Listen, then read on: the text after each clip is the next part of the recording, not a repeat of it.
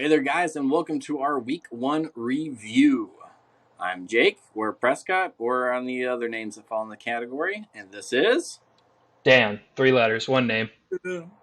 Yes. All right, so we're going to do a review, and we're going to go through the matchups. Our first one, we are going to Fat Mac versus Rickety Cricket. This was a stomper, was it not, Dan?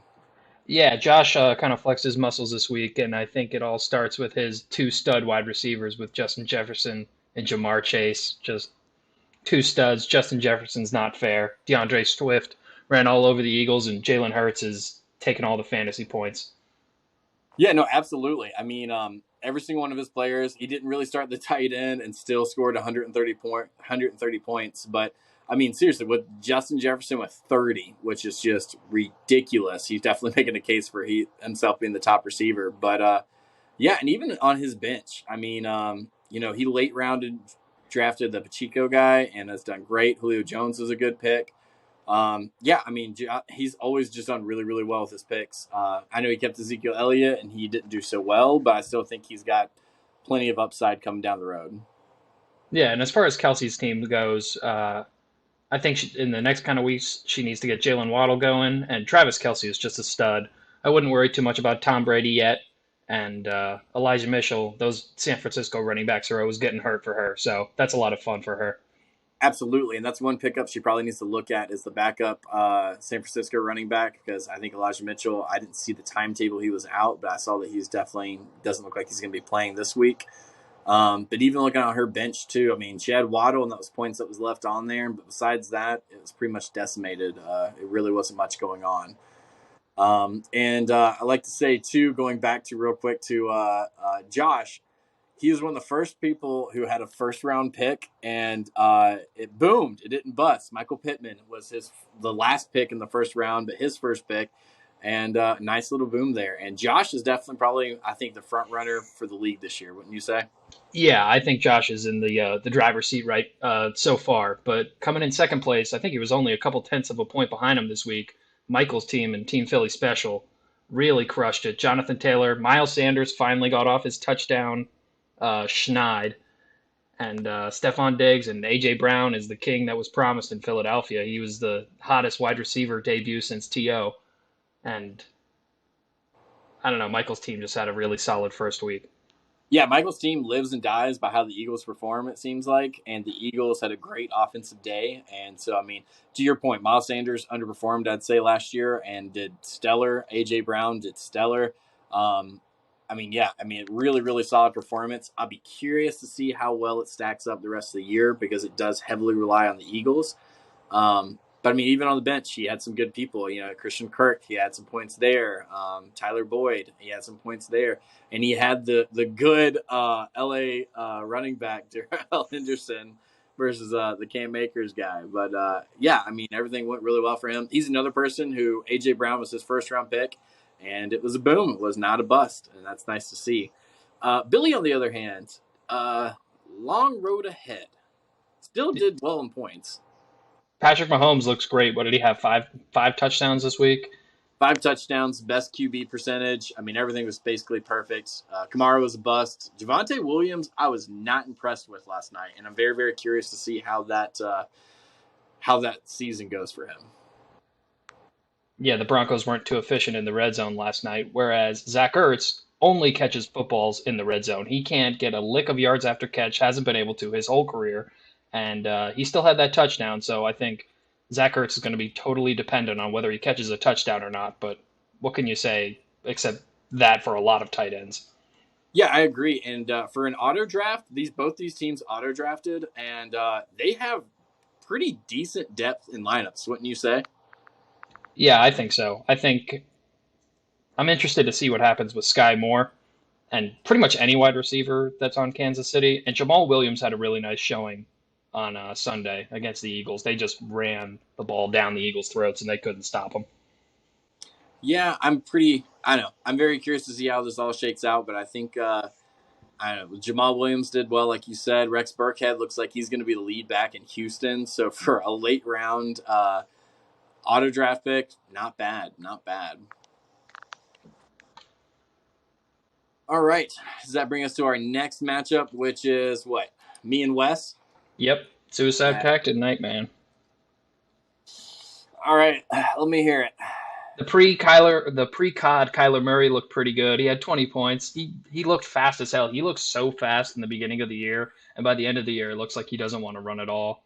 Joe Yeah, Mixon and Christian McCaffrey both had solid games, even though they can go a lot higher, and you want to see how much those are going to be two of the people that are really going to carry Wes's team, along with his third star running back, Debo Samuel. I know he had a pretty shitty weather game on Sunday to deal with, but he only had 2 catches this week. But we'll see how he actually does catching the football. And Keenan Allen, it was kind of a shame to see him get hurt so quickly, but and it's especially tough for me with Justin Herbert on my team, seeing his top wide receiver go down. I But am upset with Wes over a couple picks. One, he picked AJ Dillon pretty late, and I mean, 15 points right there. I mean, that definitely looks like he could have something going on this year. And then with Drake London being the rookie receiver, especially for Atlanta of all places, it turns out he did pretty well. And he definitely went the rookie receiver route. And I won't lie to you. You look at the benches and you see Drake London and Traylon Burks for what? That's 12.9 points. And then you can go to Brees Hall, Damian Pierce, and Zamir White on mine. Oh, shoot. You know what? Let's just go ahead and add Travis Etienne. And his rookie receivers outscored 4 of my rookie running backs. So what to say about that? I'm just looking at your running backs and your dual-headed monster for Cleveland this week, and just how well that strategy paid off week 1 for you. Nick Chubb seems to never score touchdowns super efficiently, even when he runs for 120, 130 yards. And Kareem Hunt, he doesn't always stack up the most yards, but he gets all the touchdowns, and together they were accounting for most of Cleveland's points. Yeah, however, it is going to be live or die by Cleveland. And one thing that was very, very obvious to see this past Sunday was they have no passing game. And until Deshaun Watson gets back in there, there's absolutely no passing game. So I'm glad to see Gabe Davis did well, and I can slide him into the lineup. But yeah, it looks like it's going to be a lot of hit and misses for me this season. And so what's new though, right? What's new? Mike, Okay, where Mike does Evans isn't new, but CeeDee Lamb being like crap is kind of new. yeah, I don't know. We'll see. There's also It's some, good to see. It's good to see the Cowboys fall apart early this year. you know, I don't like the Cowboys, but also like what's new. I have too many. Why do I have their starting tight end and receiver? I never do this, but live and learn. Live and learn. So what next? It's Boy Soul and Wild Card bitches. Yeah, and speaking of disappointing people, on a team that has Josh Allen, who looked like an absolute stud in his first week, Mike Williams, with his classic disappointing performance in week 1, always has a ton of hype and just constantly underperforms. It doesn't matter what team he's on, what year it is. Mike Williams is always going to give you a couple stinkers. Yeah, and I mean, there was just a lot of bad, just a lot of weird stuff. Josh Allen obviously did great, and Josh Allen scored 31 points, and he had 2 turnovers, so that's pretty impressive. But Josh Jacobs, I don't think he's going to be reliable this whole year. I think Eckler's going to be fine. Tyreek Hill is always going to be good. To your point, Mike Williams is going to be a stinker on that. But he did pick up James Robinson in the late rounds, and he is clearly the number 1 back in Jacksonville, so that's going to be a nice person he can slide in there. And then he also picked up Jahan Dotson, who looked really, really well this past week with that amazing arm Carson Wentz in there. Somebody who didn't play as well as Carson Wentz was Joe Burrow. I think he threw 4 picks this week, and the Bengals just looked pathetic. Their long snapper obviously didn't. Their backup long snapper didn't come through for him. But Clyde Edwards-Helaire really looked good, scoring his touchdowns. And the Chiefs just will not slow down. Their hype train just will not slow down. Here's what I'll say about the Chiefs, though, is if you have any Chiefs players, I don't think it's always consistent of the touchdowns. If you have Patrick Mahomes, yes, but and that was one thing too. Is it looked like there was one thing I saw that had, I think, within the first 3 or 4 drives, he had spread the ball out between 8 different people. So I mean, there's always going to be a different number being called there. So I think that's going to be another interesting thing to see. But this matchup right here between Boy Soul and Wild Card bitches, I would say is probably the biggest upset in week 1 because Jack again, he didn't have a lot of picks. He didn't have, he gave up Derrick Henry, and so for him to kind of be able to get almost 100 points and beat JJ, who was in the championship last year, I definitely did not see that coming. especially with Tony Pollard only getting 2.2 points. Golden Boy Tony Pollard is struggling. I guess what happens when your Cowboys offensive line falls apart after several years of being very, very good. And Yeah, preseason god George Pickens, 0.3 points. Just goes to show how much the preseason hype really means. and the depth really wasn't there. So it's going to be interesting to see. It's going to be a long season, but he definitely has some nice weapons and good utilization. And no, it was a good win for Jack on that. Absolutely. Um, but moving forward, I believe that brings us to the money team and official Kitten Mittens. Yeah, let's see what Tyler thinks about Aaron Rodgers after this week. I know last week, I don't know if it was last year or how many years ago, where Aaron Rodgers had the famous "relax" quote, and Yeah, I it was don't know if if he gave as much this year. But before he had Devontae Adams, and now he has Randall Cobb and Sammy Watkins that are sitting on my bench. So it'll be. I still believe in Aaron Rodgers, but it'll be interesting to see how that goes. Whereas Aaron Rodgers performed poorly the first week. Saquon Barkley and Cooper Kupp Saquon Barkley came back smashing, and Cooper Kupp just continued where he left off in the Super Bowl. Hey, did I not call the Barkley thing? I was like, I think he's gonna do well. I think he's gonna do well, and had the most rushing yards out of any running back in Week 1. I know it's Week 1, and there's 16 more weeks, but 17 more weeks, but still, I was really really impressed with him on that and leading the Giants. But yeah, last year it was Aaron Rodgers and the Packers. They lost to the Saints in Week 1, and it was just awful. It was just really really bad matchup, and then he went on to win the MVP. So yeah, I mean, it really is. There's no telling with him at all. But looking at, sadly too, looking at Tyler's team, I think James Cook was his first round pick, and he had negative 1.8. Um, the bench, it does not have much to desire there at all. But I mean, hey, he was able to get the win in Week 1 against a former champion in Marshall. And poor Marshall, his keeper quarterback, going to be out for probably close to half the season. And yeah, not much else to say there. It was nice to see Michael Thomas come back and get those 2 touchdowns. It was surprising after all this time. I'm very surprised that he came out as hot as he did week 1. He did great. Mark Andrews was not much of a target, and the Ravens' offense was kind of all over the place. Hollywood Brown looked electric. I mean, he looked great on a lot of stuff too. So, I mean, Kyler Murray and his connection really showed out in that game. yeah, and he does have Hopkins sitting on the bench. So after 6 weeks, if he can somehow get like a 3-3 or pretty close to it, he's gonna have DeAndre Hopkins coming back. I mean, he's got and Khalil Herbert was surprised, and Robbie Anderson, of course, had that long touchdown. So there's still a lot of potential and a lot left on the bench with Marshall as well.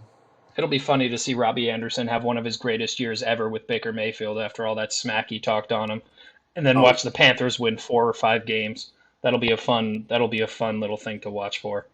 Yeah, and I'm definitely willing to bet that's going to happen because if there's one thing I know about Baker Mayfield, it's 1 week he looks like $1 million, and then the next week it looks like he didn't even know the game of football existed. A lot of fun. And lastly, let's move on to the good insurance, though. Oh, yeah, good insurance. Very good commercials. The gang plays fantasy versus Boyle Denim. And this is your bullshit win because you didn't even hit 80 points but still was able to walk away. Of course, you were playing somebody who has quite possibly the worst luck I've ever seen.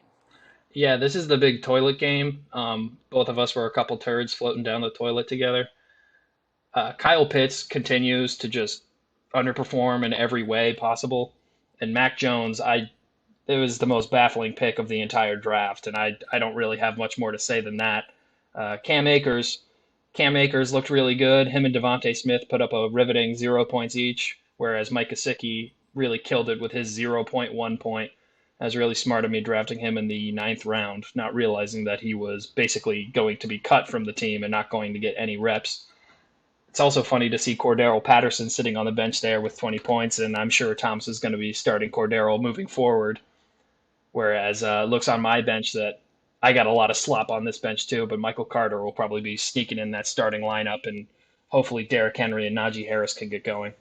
The one thing I will say is that I'm very happy to have Justin Herbert on that team because he's kind of like Peyton Manning in the mid 2000s where everything's just running through him. They get on the 1 yard line and they're hardly thinking about running the ball. He's going to throw little screens. He's going to dump it off to the running back.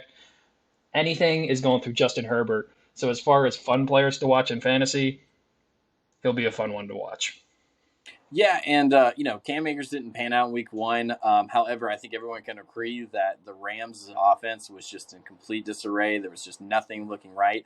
And I think it's super early on. I think Cam Akers is going to turn things around. I am a firm believer on that. However, even with Thomas, though, in the back end, he was able to pick up Patterson, and it looks like last year is not going to be too much of a fluke, and doing nearly 20 points in fantasy.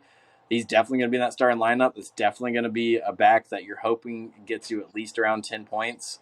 Aaron Jones, you hope that productivity is going to increase, but that's another Packers offense that's struggling. And what really sucks is his top three players that you look at, Mac Jones, Aaron Jones, Cam Akers, hell, even looking at DK Metcalf and Jerry Jeudy, all of them had offenses that kind of struggled in week one. And you more than likely, I think that's going to change, and there's going to be a lot more upside. But man, what a weird week one, though, because there were so many different players that even you were talking about with, Derrick Henry with the low score, and just weird stuff that I feel like a lot of times there's people who you just consider are going to be high scorers, or they're normal point getters, and then all of a sudden, boom, nothing, zero, zero, zeros. And there's some people who I feel like weren't really relevant last year, and all of a sudden now they're bam, like Clyde Edwards-Helaire, where it was just kind of out of nowhere, like, oh, they had 20 points, nice. But just like the teams that get hyped up in the first few weeks, I'm sure a lot of these players will drop off. A lot of them will pick it up, except Devontae Adams. Devontae Adams is just piling on the points every week. And even when what did he have? One touchdown this week, and he's still just. If Derek Carr can hit a couple more of those, more of those throws, Devontae Adams is just going to take all the fantasy points away, just like Jalen Hurts does for the Eagles. I would agree. And it'll be interesting to kind of see everybody. And it'll be really, I don't know, because again, there's been no big injuries besides Dak Prescott, obviously. Keenan Allen's got a mild one. Najee Harris has got a mild one. But it'll be interesting to see in the next 2 or 3 weeks who gets hurt, who starts to take off. It's a long season, so it's going to be pretty fun to see on that. But to wrap things up, though, who are some players that you might be looking at, or might in general people be looking at for a waiver this week? Well, personally, I know I'm definitely looking at tight ends, and you got to look at Jeff Wilson after the injury to Elijah Mitchell. I know picking up a San Francisco running back is about as secure as picking up a Patriots running back in most years, but I think Jeff Wilson's obviously the number one target this week, and it'll be interesting to see when he gets injured next week if he puts up any points before he gets injured in like the second or the third quarter, and they have to go to some no-name guy. And this cycle will continue for multiple weeks. So let's look for Jeff Wilson to be hot for about a quarter or two and then get injured again. I can see that. And speaking of tight ends that were hot, Taysom Hill might be an interesting pick because he is so dynamic in that New Orleans offense where he could basically go anywhere, and you can kind of see where things might go with him as well. And also going back to your running back scheme, a lot of offenses are going with like a two-headed giant or multiple running backs. And Dontrell Hilliard was one with the Titans that kind of stuck out a little bit. And it'll be interesting to see who tries to go for him or who tries to test him out. And if he was a 1 or 2 week startup or if he's going to be, just kind of a early flash in the pan. I think it all depends on how good that Titans offense is, but those touchdowns he caught yesterday looked pretty good, and it just seems that it's funny that a back as good as Derrick Henry can be so successful when he's really never running out of the shotgun and just kind of taking exclusively runs from like 6, 7 yards deep. Agreed. And then on the receiver front, it looks like Curtis Samuel and McCole Hardman are probably going to be 2 of your bigger choices right there. Someone I personally like was I can't find him now. Who was Isaiah McKenzie for Buffalo? He did have that fumble early on, but he seemed like a target that Josh Allen is going to multiple times. So I'll be interested to see kind of how he does and keeping tabs on him as well. All right, I think that pretty much sums up our week 1 review. Hope everybody enjoyed watching this, and for those who didn't, well, go screw yourself. But anyways, that'll be our week 1 review on that. We will come back at you next week. Good luck in week 2. Yeah, let the fantasy gods be good to you. Pray extra hard. And just remember, the season is long and full of tears.